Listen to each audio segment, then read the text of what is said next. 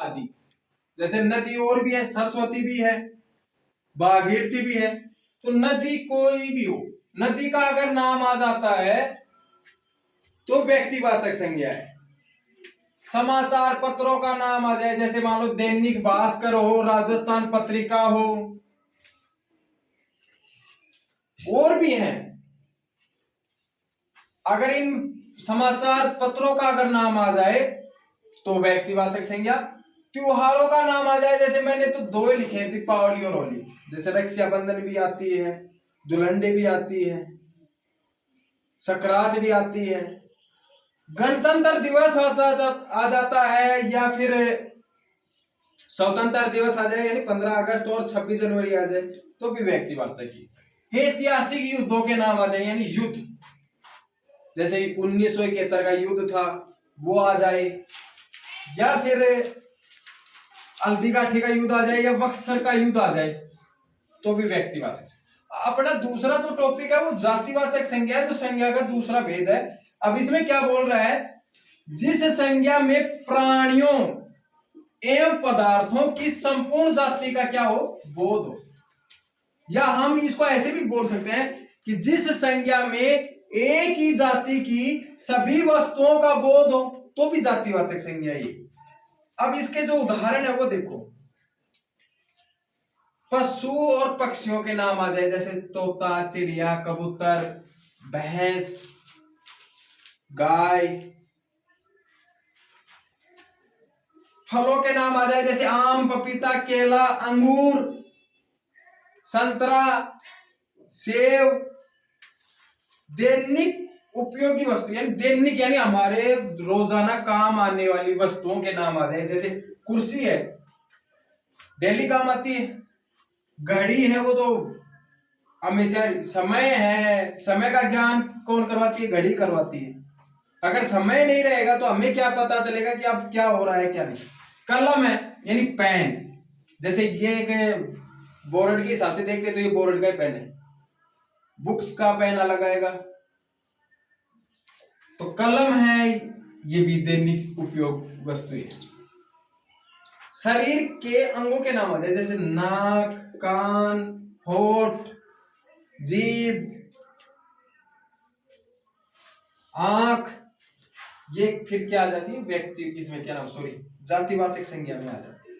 सामाजिक संबंधों के नाम, भाई बहन का नाता, माता पिता का नाता, दादा दादी का नाता, ताऊ ताई का नाता, ये भी किस में आएगा, जातिवाचक में।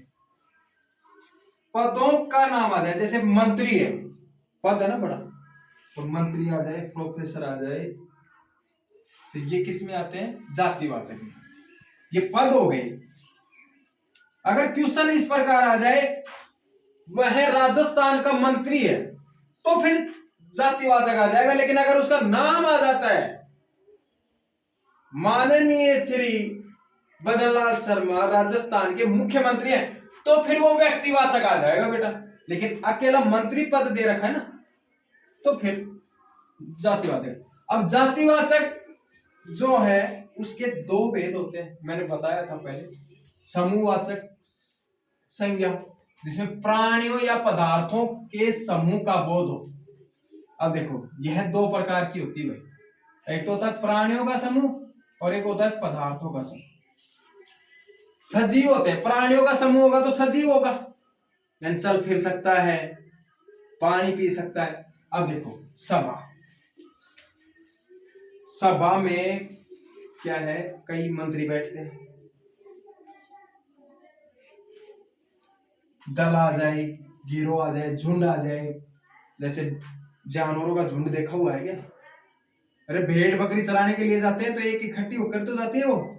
ऐसा अगर कोई शब्द आ जाए तो बेटा वो है समूहवाचक संज्ञा, समूहवाचक संज्ञा, सॉरी। फिर पदार्थों का नाम आ जाए, पदार्थ होते हैं निर्जीव। अगर मैं मान लो ये पेन है, वैसे ये पेन निर्जीवी है, अगर मैं इसको यहाँ रख दूंगा तो ये यहाँ से चल के कल कहीं और मिलेगा क्या, कहीं नहीं मिलेगा, ये बस यहाँ रखा है तो यहाँ। ये फैन है, तो ये फैन निर्जीव है, लटका रहेगा। लेकिन जब लाइट आ जाती है, फिर इनको हम ऑन करते हैं और फिर ये चलता है ना, फिर भी निर्जीव रहेगा, लेकिन फिर ये सजीव की तरह घूमता है। उसके बाद में आता है द्रव्यवाचक या पदार्थवाचक, यानी नापतोल वस्तुओं का बोध। धातु एवं खनिज पदार्थ जैसे सोना, तांबा, चांदी, डीजल, पेट्रोल आदि। खाद्य पदार्थ दूध, दही, छाछ। अगर ये ऐसे शब्द आ जाते हैं तो ये बेटा जातिवाचक संज्ञा के द्रव्यवाचक पदार्थ या पदार्थवाचक संज्ञा के उदाहरण है। यहां तक समझ में आ गया? आगे नेक्स्ट भाववाचक संज्ञा है, जो संज्ञा का तीसरा भेद है। और संज्ञा है वो एक विकारी शब्द है बेटा। क्या है? विकारी शब्द। तो देखो भाववाचक संज्ञा है जिस संज्ञा में गुण, दशा, दोष, धर्म, भाव, अवस्था अथवा व्यापार का बोध होता है, उसे भाववाचक संज्ञा कहते हैं। अब उदाहरण के तौर पे ले लो, जैसे लंबाई। अब मैं यहां पर लिख देता हूं, सोनू कक्षा में सबसे लंबा व्यक्ति है या बच्चा है। अब इधर देखो, अगर यहां लंबा अगर शब्द है और इसके नीचे अगर अंडरलाइन मिलती है तो बेटा ये भाववाचक संज्ञा है।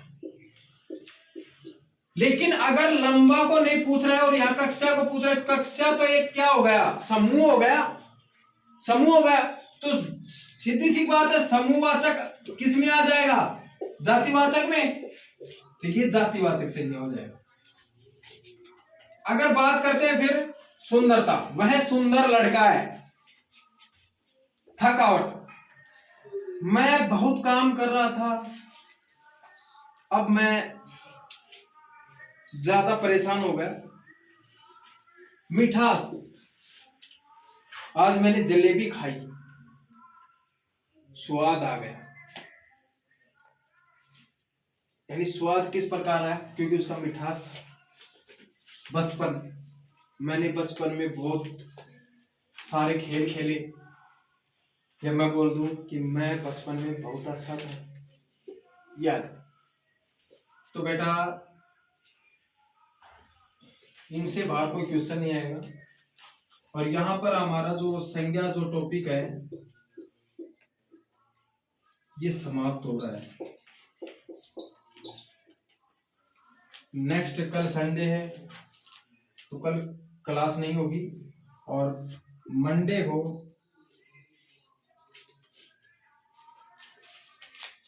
सर्वनाम जो टॉपिक नंबर 3 है, सर्वनाम पढ़ेंगे। तो इसलिए देवनारायण वाले बच्चों ध्यान दो। और ये रीट में अगर कोई समानतुल्य भाई साहब हो या कोई बहन हो, अगर रीट के लिए बहुत ही शानदार क्लास है हिंदी की,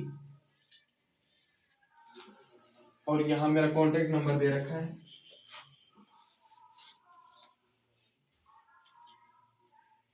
जय हिंद, जय भारत।